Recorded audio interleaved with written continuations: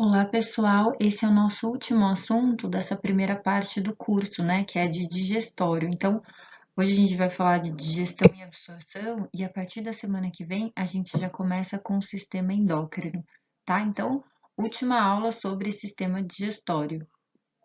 Ao longo das nossas aulas, a gente já discutiu várias vezes, né, sobre os 4 processos básicos do sistema digestório, que são secreção, digestão, absorção e motilidade. A gente já teve uma aula de motilidade, né, que basicamente é o movimento do bolo alimentar ao longo do nosso trato gastrointestinal, e a gente também já teve uma aula só sobre secreção, ou seja, enzimas que são secretadas para fazer a quebra ou a digestão dos alimentos.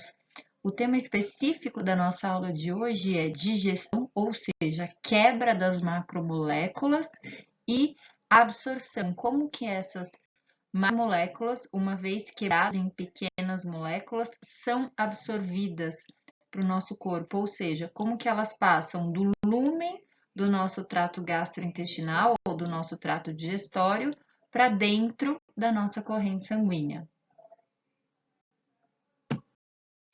E aí, quando a gente fala de digestão das principais macromoléculas, quais são essas macromoléculas? Carboidratos ou os polissacarídeos, proteínas e lipídios principalmente. Então, todas essas moléculas a gente ingere através da nossa alimentação, só que elas são muito grandes. Então, para que a gente consiga absorver essas macromoléculas, a gente precisa quebrá-las. É justamente isso a digestão. É a quebra dessas macromoléculas para que a gente consiga absorvê-las, ou seja, para que elas consigam passar do nosso trato gastrointestinal para dentro da nossa corrente sanguínea.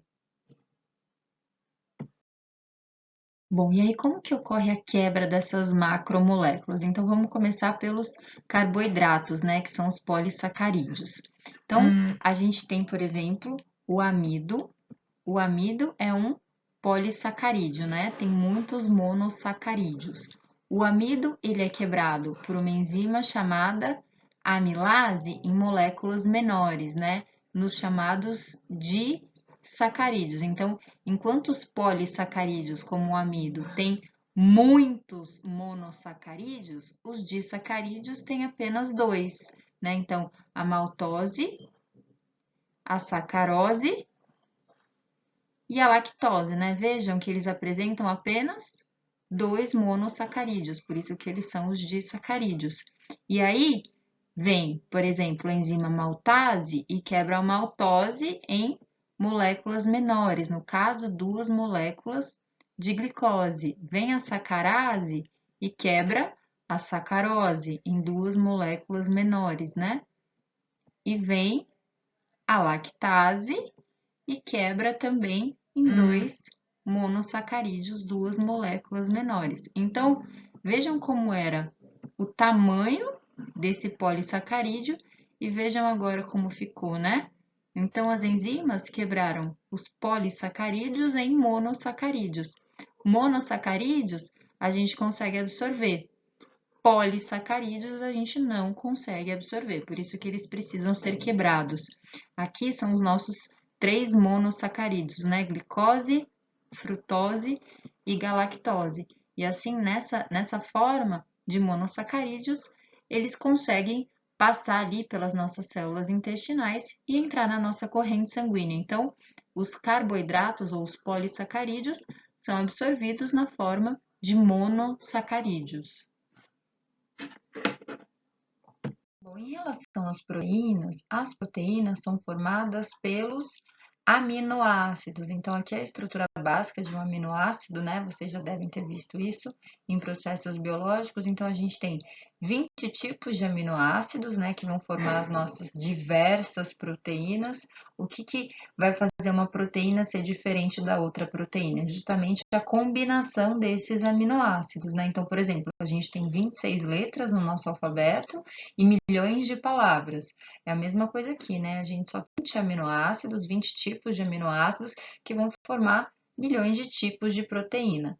Então, aqui, para ser uma proteína, geralmente tem que ter mais de 100 aminoácidos.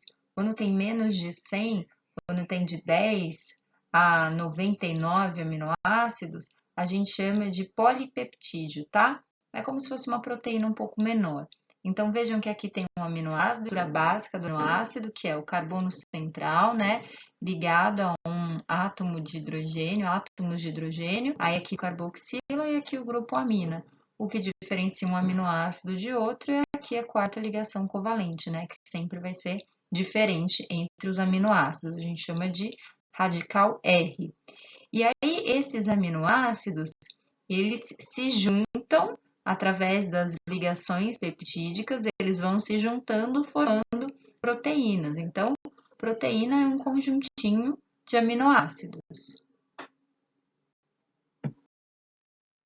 Para a digestão de proteínas, serão utilizadas principalmente dois tipos de enzimas, a que a gente chama de endopeptidases e as que a gente chama de exopeptidase. Então, como funciona? Vejam que aqui eu tenho um polipeptídeo, né?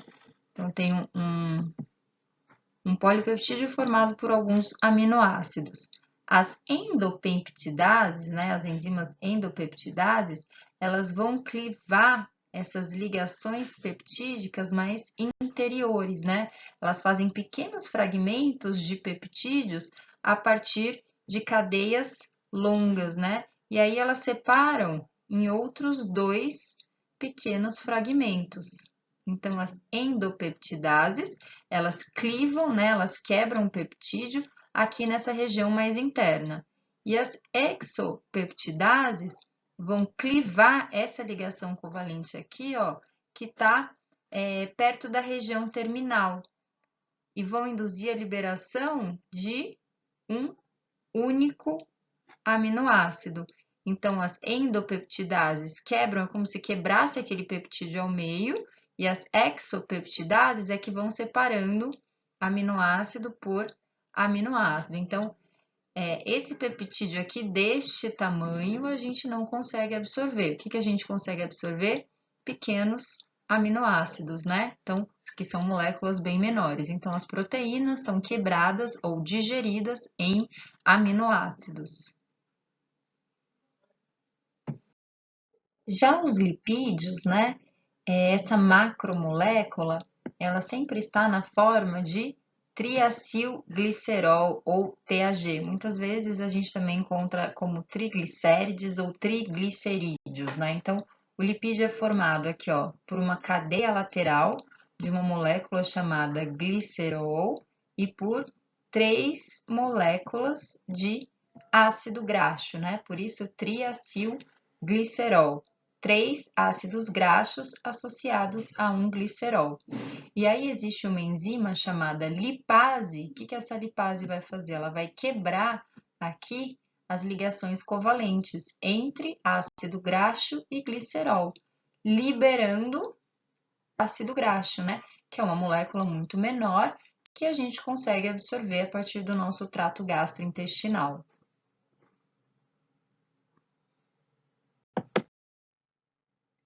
Aqui, pessoal, é a representação química, então, sempre uma cadeia de glicerol associada a 3 moléculas de ácido graxo. Vejam o tamanho, né? Geralmente os ácidos graxos têm uma cadeia de carbono bem longa, né? E aí o que acontece? Vem essa enzima chamada lipase e separa o ácido graxo, né? Aí esse ácido graxo será absorvido. Então vejam que agora sobrou uma molécula de ácido graxo, o glicerol, associado a 2 moléculas de ácido graxo. Então, agora, como a gente tem 2 moléculas de ácido graxo, essa molécula é o diacilglicerol. Mas o diacilglicerol, ele também pode ser clivado, né? E aí, esse ácido graxo aqui, ó, agora vai ser liberado.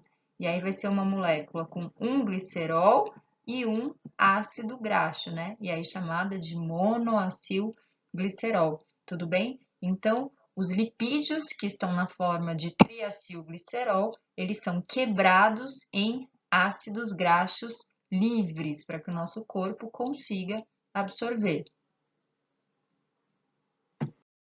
Pessoal, então de forma resumida, os polissacarídeos ou os carboidratos, eles são quebrados em monossacarídeos, né? Glicose, frutose ou galactose, Essa digestão começa na boca e é finalizada lá no intestino delgado. Em relação aos lipídios, né, as gorduras, os lipídios são quebrados em ácidos graxos. Essa digestão também começa na boca, né? A gente tem lipase na nossa boca e termina também lá no nosso intestino delgado.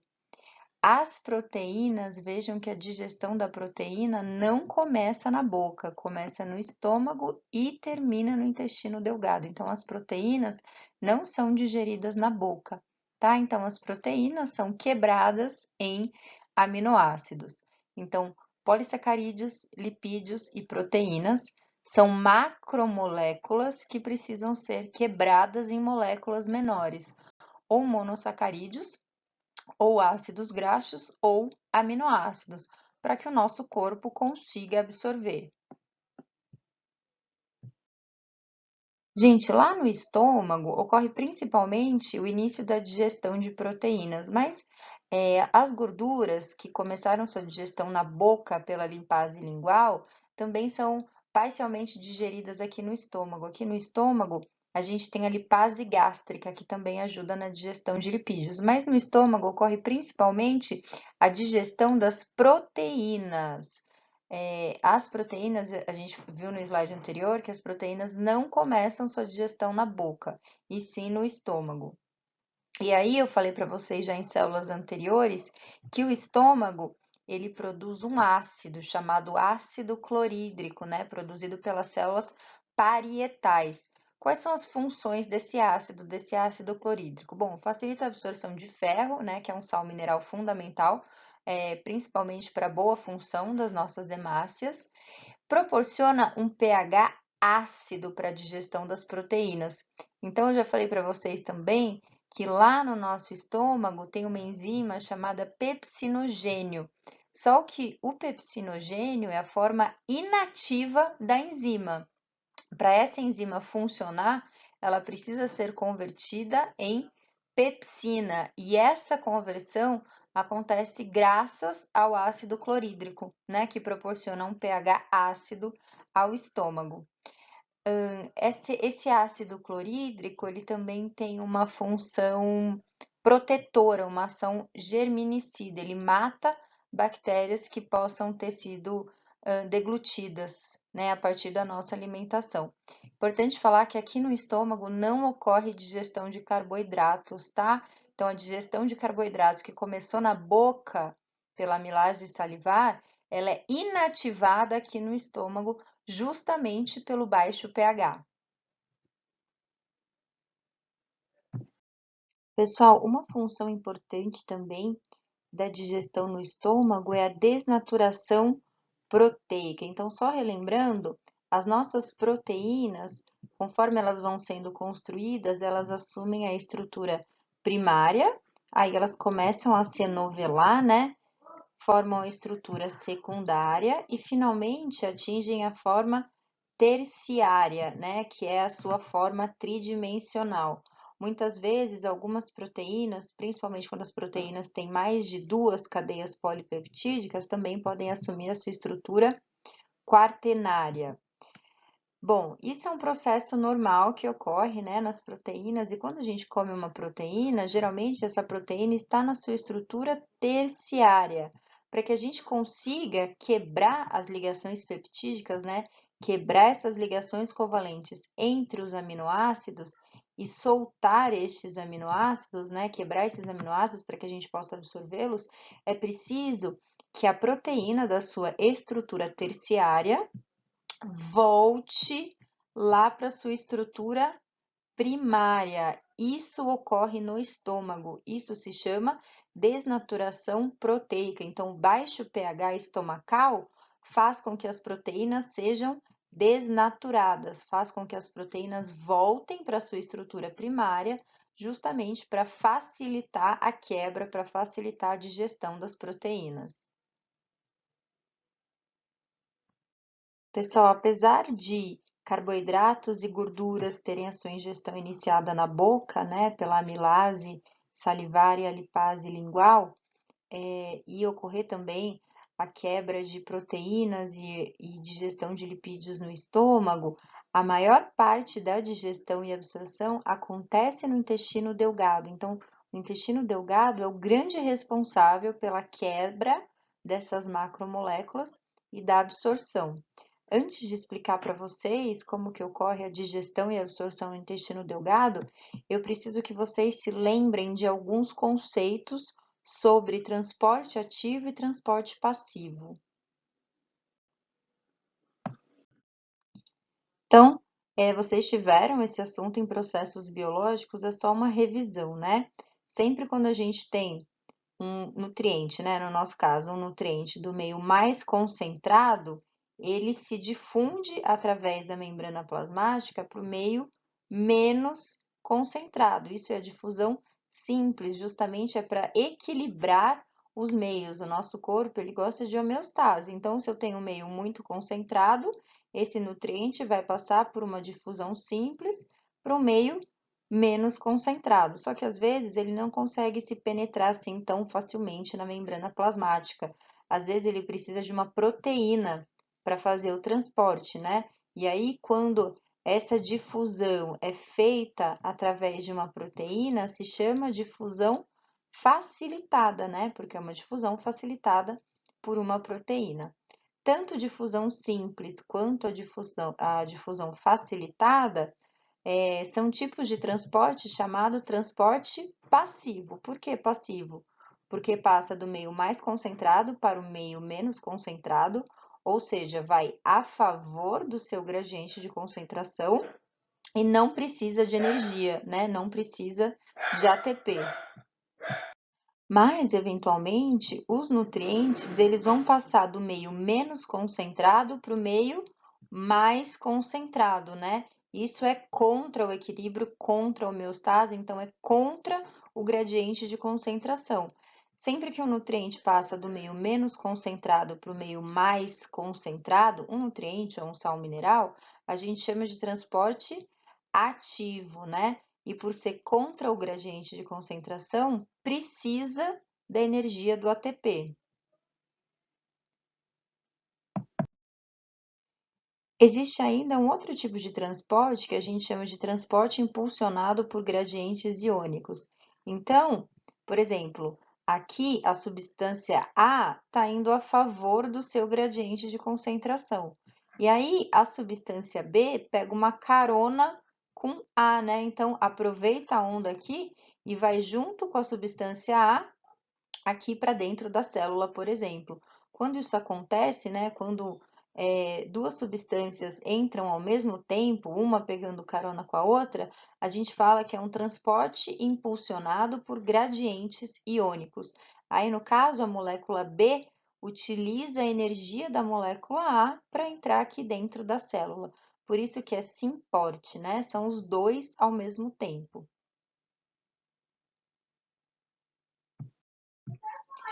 Pessoal, só aqui uma informação, caso vocês tenham esquecido, quando o nutriente está aqui, ó, dentro do intestino delgado, a gente fala que esse lado de fora é o lado apical, tá? Então, vejam aqui, são as células do intestino, né, que vão fazer a absorção.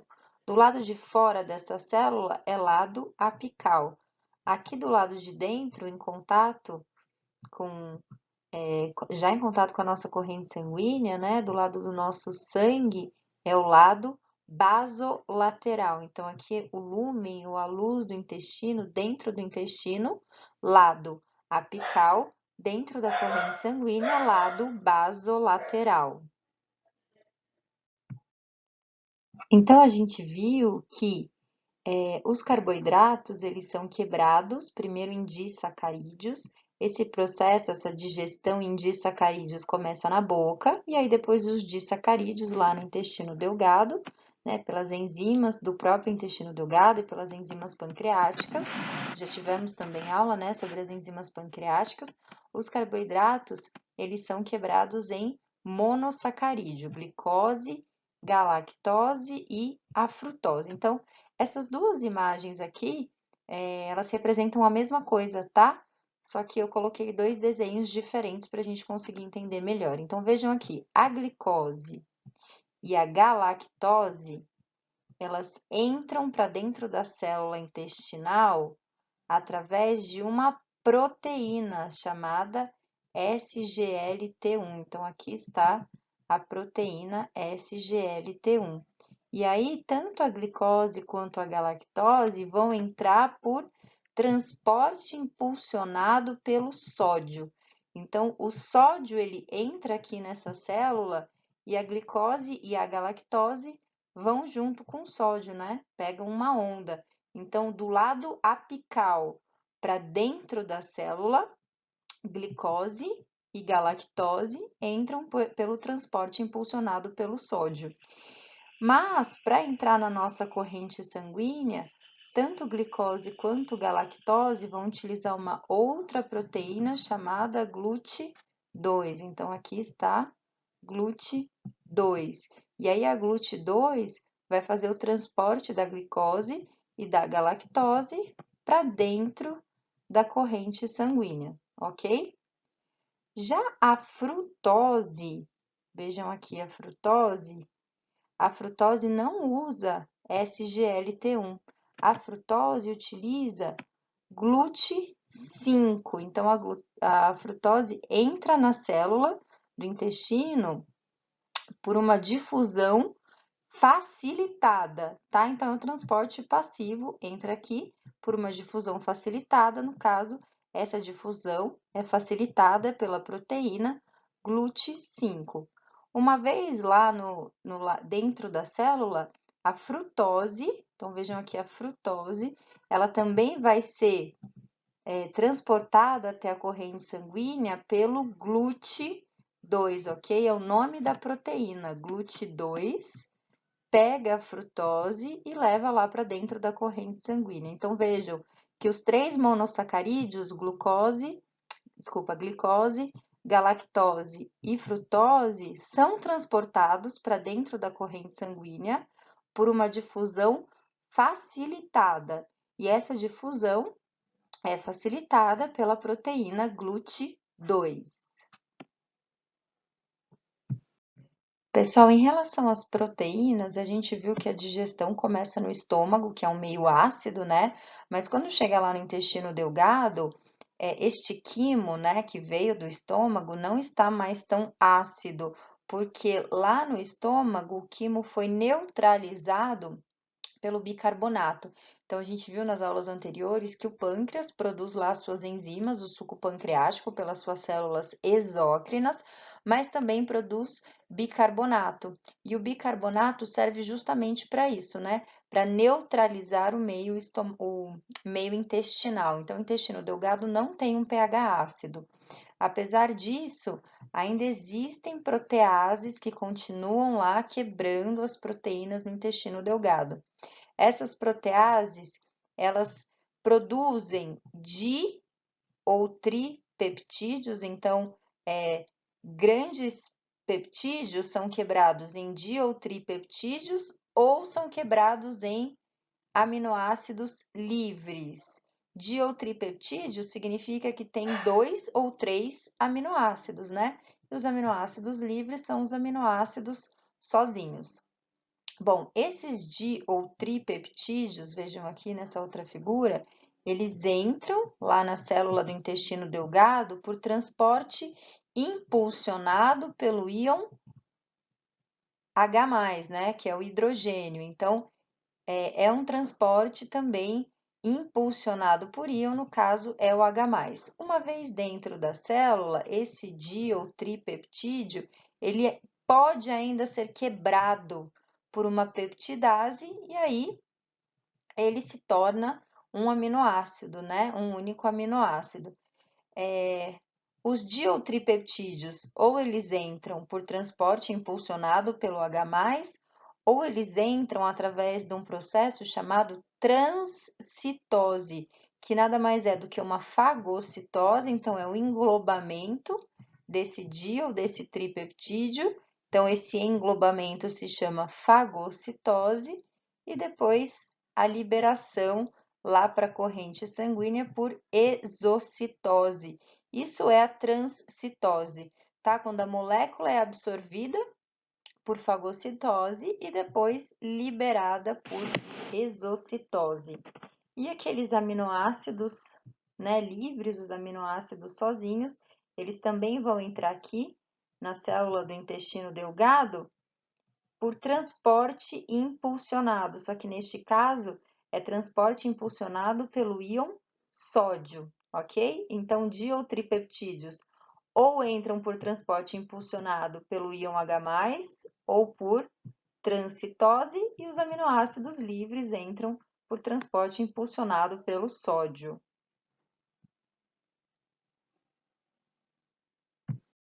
Pessoal, em relação à digestão de gorduras, é fundamental a participação da bile. Bile é como se fosse um detergente, né? A bile não tem ação enzimática. A bile é uma substância produzida lá pelo fígado, né? A gente já viu nas aulas passadas que a bile é produzida pelo fígado e fica armazenada na vesícula biliar. E aí, quando tem gordura lá no intestino delgado, o que a bile faz? Estão vendo aqui essa gotícula de gordura? A bile transforma a gotícula de gordura em gotículas menores, né? O que vai facilitar a atuação da enzima lipase. Então vejam aqui, pessoal, isso aqui é uma gotícula de gordura e isso aqui são sais biliares em volta dessa gotícula. Então aqui a gente tem uma imagem ampliada desses sais biliares. Esses sais têm um sítio que é hidrofóbico e um sítio que é hidrofílico. A parte hidrofóbica, né, que é essa daqui, fica em contato com a gordura. E aí, a parte hidrofílica fica em contato com o meio aquoso. Por isso que vai quebrando, né, vai diminuindo o tamanho das moléculas de gordura, como se fosse de fato um detergente. E aí vem uma proteína chamada colipase que desloca alguns sais minerais aqui dessa gotícula de gordura para que a enzima lipase possa vir aqui e degradar esses lipídios, né? Degradar essas moléculas de triacilglicerol. Pessoal, prestem bastante atenção nesse slide que eu vou falar para vocês o passo a passo da digestão e da absorção das gorduras. Então, a gente ingeriu lá um alimento rico em lipídio. Esse lipídio passou por algumas estruturas do nosso trato gastrointestinal, caiu lá no estômago e finalmente chegou no intestino delgado. Chega assim, ó, no intestino delgado, em glóbulos grandes de gordura. E aí, lá no intestino delgado, os sais biliares provenientes do fígado vão interagir com esses glóbulos grandes e vão fazer o que a gente chama de emulsão, né? Produzindo aqui essas moléculas menores. Ok. Aí, a colipase que eu falei para vocês no slide passado vai afastar, né, alguns sais biliares para que a lipase possa vir aqui e quebrar essa molécula. A lipase vai quebrar essa molécula em ácidos graxos livres ou monoacilglicerol. Então, geralmente chega na forma de triacilglicerol. Aí vem a lipase e vai separando os ácidos graxos do glicerol, tá? Então, ou ácido graxo livre ou monoacilglicerol, que é um glicerol com uma única molécula de ácido graxo, tudo bem? E aí, esse ácido graxo livre, o monoacilglicerol e também o colesterol, eles vão se unir formando as chamadas micelas. Só que para serem absorvidas, essas gorduras, elas vão ser absorvidas ou na forma de monoacilglicerol e na forma de ácido graxo livre, ou na forma de colesterol.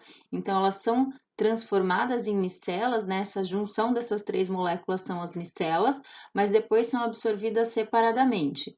Então, aqui, ó, o monoacilglicerol e os ácidos graxos livres, aqui representado pelo 3A, vão se mover para dentro da célula do intestino delgado por difusão simples, ok? Já o colesterol, que é o 3B, vão se mover para dentro da célula do intestino delgado com a ajuda de uma proteína, né? Com a ajuda de um transportador de membrana. Então, é uma difusão facilitada, ok? Uma vez dentro da célula do intestino delgado, aquele ácido graxo livre e o monoacilglicerol, eles vão para uma organela chamada retículo endoplasmático liso. E lá nessa organela, eles vão voltar a se transformarem no triacilglicerol. Não sei se vocês lembram lá em processos biológicos que o retículo endoplasmático liso produz lipídios e fosfolipídios. Então, esse ácido graxo livre e esse monoacilglicerol que foi absorvido vai voltar a ser uma molécula de triacilglicerol. E aí o triacilglicerol se junta com o colesterol, né, que foi absorvido aqui, e mais uma proteína. A junção dessas três moléculas, triacilglicerol, colesterol mais uma proteína, vai formar uma outra molécula chamada quilomicron. E aí, o aparelho de Golgi empacota esse quilomicron, né? Essa é a função do Golgi, empacotar as moléculas e distribuir. E aí, esse quilomicron empacotado, ele é liberado para dentro do sistema linfático. Então, vejam, a proteína cai na corrente sanguínea, né, na forma de aminoácidos, e os polissacarídeos caem na corrente sanguínea na forma de monossacarídeos. As gorduras, elas não caem na corrente sanguínea, elas vão direto para o sistema linfático na forma de quilomicrons. E aí, do sistema linfático, esse quilomicron desemboca lá na veia cava. Tudo bem? Então, só os quilomicrons, né? Que é a forma pela qual a gordura é absorvida, só os quilomicrons não vão para a corrente sanguínea. Eles vão direto aqui para a nossa linfa, que circula aqui no sistema linfático. Pessoal, no nosso corpo existe um sistema chamado circulação porta-hepática. O que isso significa? Que tudo que cai lá no nosso intestino delgado, principalmente, e é absorvido, entra na nossa corrente sanguínea por uma veia chamada veia porta. Vejam que essa veia porta conecta, na verdade, diversas estruturas direto ao fígado. Então, cai no nosso intestino delgado, principalmente carboidratos e proteínas, né? Ou seja, monossacarídeos e aminoácidos. Tudo isso cai lá no nosso intestino delgado e passa para a corrente sanguínea através dessa veia porta. Essa veia porta leva esses nutrientes lá para o fígado. Esses nutrientes, eles são parcialmente degradados no nosso fígado. E aí, do fígado, vai para a veia cava inferior, e aí do coração vai para a circulação do nosso corpo inteiro, né? Que é a circulação sistêmica. Exceto as gorduras. Então, vejam que os quilomicrons, eles não passam por essa veia porta. Os quilomicrons, eles não são processados no fígado. Os quilomicrons, eles caem no sistema linfático e vão direto aqui, ó, do sistema linfático para a veia cava. E aí, para o coração. Então, quase todos os nutrientes que a gente ingere são processados no fígado. Não só os nutrientes, mas também álcool e alguns medicamentos, né? Na verdade, todos os medicamentos administrados por via oral. Todos eles passam pelo fígado, exceto os quilomicrons, tá? Que já desembocam aqui direto na veia cava. Bom, as vitaminas, de maneira geral, elas não são sintetizadas pelo corpo, bem poucas, né? São sintetizadas pelo nosso próprio corpo. Algumas são produzidas por bactérias que habitam o nosso trato gastrointestinal, né? A nossa microbiota intestinal. E as vitaminas são muito importantes, né? Inclusive, esse vita significa vital, né? Justamente porque elas são fundamentais para a nossa saúde. Elas são absorvidas pelo trato gastrointestinal e elas podem ser classificadas em dois tipos, né? As lipossolúveis e as hidrossolúveis. As hidrossolúveis são principalmente as vitaminas do complexo B. elas são absorvidas no intestino delgado por transporte ativo. Já as lipossolúveis, elas são absorvidas juntamente com as gorduras, ok? A vitamina B12 é hidrossolúvel e não sei se vocês lembram da aula sobre vitamina B12. Para que a vitamina B12 seja absorvida, ela precisa do fator intrínseco, né? Se você não lembra, dá uma voltadinha lá na aula sobre secreções do trato gastrointestinal. A gente viu que as células parietais produzem fator intrínseco. Então, a vitamina B12, para ser absorvida, precisa do fator intrínseco. As vitaminas hidrossolúveis, a gente precisa consumi-las com uma maior frequência, porque elas são facilmente eliminadas, né, através da urina. Já as vitaminas lipossolúveis, elas acabam se acumulando no nosso organismo, então a gente não precisa consumir assim tão frequentemente. Geralmente o excesso das lipossolúveis também ficam armazenadas lá no tecido adiposo, junto com as moléculas de gordura. Então, nosso intestino delgado é o principal local de absorção dos nutrientes de maneira geral. E aqui nesse slide a gente tem a representação do principal local de absorção do intestino delgado em relação aos nutrientes. Então, por exemplo, as proteínas são absorvidos principalmente aqui no duodeno, né? A primeira do intestino delgado. Os sais minerais cálcio e ferro e a vitamina folato, que é o ácido fólico, são absorvidos principalmente no duodeno, mas vejam que o cálcio continua sendo absorvido tanto no jejum quanto no ilho. Os ácidos biliares, os sais biliares, depois que eles fazem a emulsificação das gorduras, eles são absorvidos novamente no ilho para reciclagem, eles voltam lá para o fígado, onde eles podem ser utilizados novamente. E a cobalamina, vitamina B12, ela é absorvida aqui ó, na porção final do intestino delgado. A vitamina B12 é absorvida no ilho. Só para lembrar, essa vitamina B12 ela só vai ser absorvida se ela estiver conjugada, né? Se ela estiver associada com um fator intrínseco, que foi produzido lá no estômago, tá? Se a vitamina B12 não estiver associada com o fator intrínseco, ela não é absorvida. Observem aqui nesse slide que existe uma diferença em relação ao nome, né, do bolo alimentar, conforme ele viaja ao longo do nosso trato gastrointestinal. Então, a gente chama de bolo alimentar aquele alimento, né, que a gente colocou na boca e misturou inicialmente com a saliva e aquele alimento que foi triturado pelos dentes, né, algumas papilas gustativas da língua perceberam o sabor daquele alimento. Então, o alimento na boca a gente chama de bolo alimentar. Quando chega lá no nosso estômago, este bolo alimentar recebe o nome de quimo. O que é o quimo? É o bolo alimentar no estômago, misturado principalmente com o HCl, né? O ácido clorídrico e com o suco gástrico ali do estômago, tá? Então, quando esse bolo alimentar se acidifica no estômago, a gente chama de quimo. Agora, lá no intestino delgado, a gente vai chamar de quilo. Então, no intestino delgado, recebe o nome de quilo.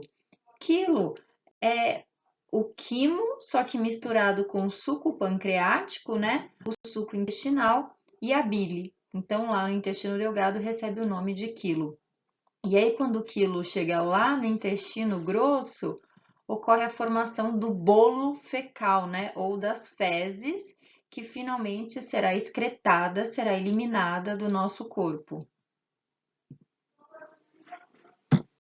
Ok, então lá no nosso intestino delgado, a maior parte dos nutrientes já foi absorvida. Então, aquele resto de quilo lá do intestino delgado agora vai passar para o intestino grosso. Então, aqui a gente tem a representação do intestino grosso. O intestino grosso, A principal função dele é a absorção de água. Uma coisa muito importante é o seguinte: a gente tem também absorção de água no intestino delgado. Então, se vocês olharem aqui essa imagem, vocês podem perceber que 8,3 litros de água, né, no caso dessa pessoa, ou seja, 90% da água foi absorvida no intestino delgado e mais ou menos 1% da água foi absorvida no intestino grosso. O intestino grosso, ele vai absorver a maior parte da água que entra junto com os alimentos. Então, quando a gente come, tem água dos alimentos, né? Tem água da saliva, tem água do suco gástrico. O intestino grosso, ele absorve principalmente a água dos alimentos.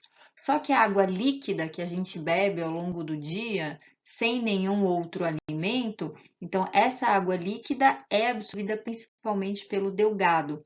Então vejam que o delgado absorve mais água que o intestino grosso. Só que para a formação do bolo fecal, né, aquela água que entra junto com os alimentos, a participação do intestino grosso é muito mais importante.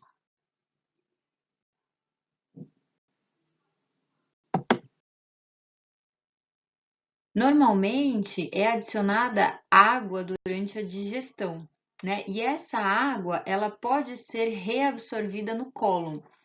Quando essa água não é adequadamente reabsorvida no cólon, as fezes, elas têm uma consistência diarreica, né? Então, as fezes acabam saindo com excesso de água. Isso está associado com uma desidratação. Por outro lado, quando existe um excesso de absorção de água pelo cólon, lá do intestino grosso, aí geralmente a pessoa tem um ressecamento das fezes e até mesmo uma constipação. Então precisa ter uma absorção correta, né? Uma quantidade correta de água a partir do cólon, né? Para não ter nenhuma diarreia, excesso de líquido, nenhum ressecamento, né? Geralmente essa constipação está associada com uma redução na ingestão de líquido. Então, por isso que é importante a gente, aliás, esse é um dos fatores, né, pelo qual é importante a gente se hidratar muito bem ao longo do dia. Pessoal, então é isso. Muito obrigada pela participação de vocês. Espero que vocês tenham conseguido aproveitar alguma coisa dessa aula. Agora eu vou mandar uma atividade e o fechamento dessa atividade eu vou fazer lá online na plataforma, tá bom? Muito obrigada. Até daqui a pouco.